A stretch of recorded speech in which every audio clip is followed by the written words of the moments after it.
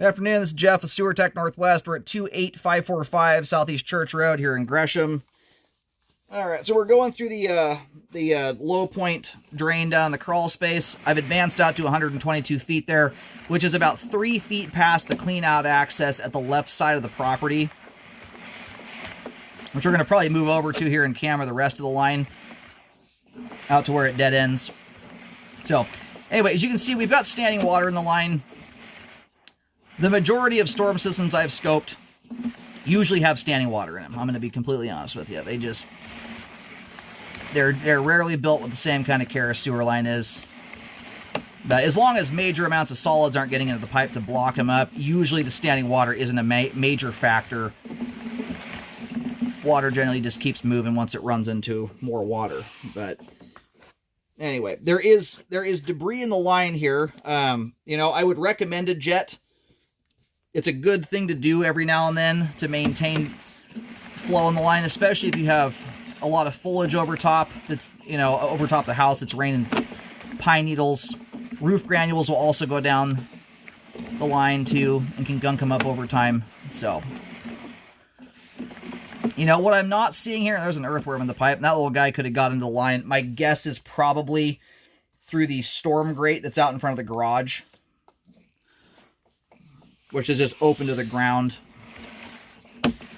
When I look at the top of the pipe here, I'm not seeing, as it relates to, sewers, for instance, where it's very bonehead obvious you're getting a line backing up. There's somewhat of a water line there. I'm not seeing tons of gunk hitting the top of the pipe.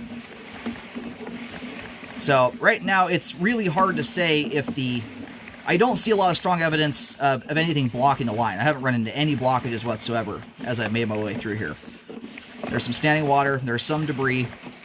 There's nothing that was impeding the backflow flapper. Everything about 6 to 8 inches past the flapper is clean. There's no gunk built up on the flap either that's preventing it from opening.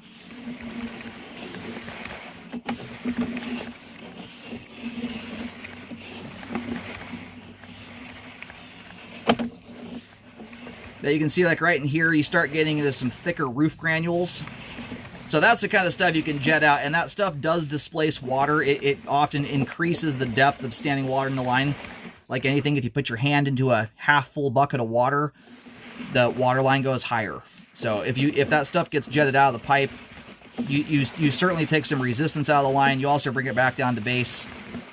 Build-up in storm systems is impossible to get away from unless you do a couple, like put filters over your gutter drains and things like that to help prevent stuff from getting down inside of them.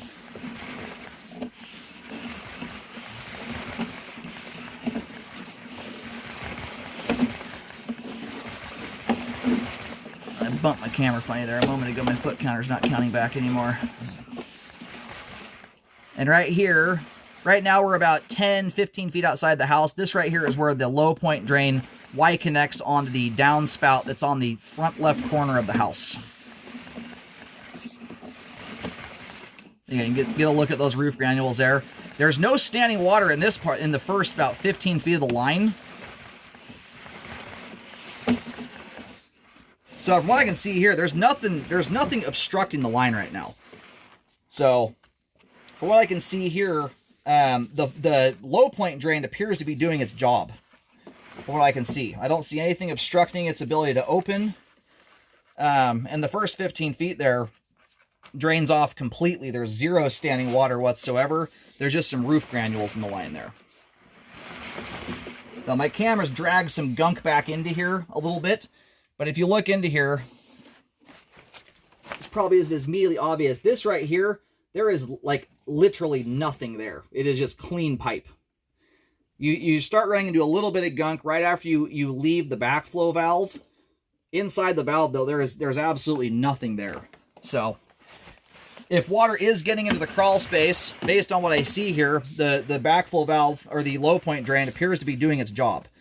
So, sometimes the way to deal with that water is to prevent it from getting into the crawl space to begin with. And sometimes that requires some kind of drainage system, but right now it's hard to say. I mean, some of this dirt film in here, this could be stuff that happened 20 years ago.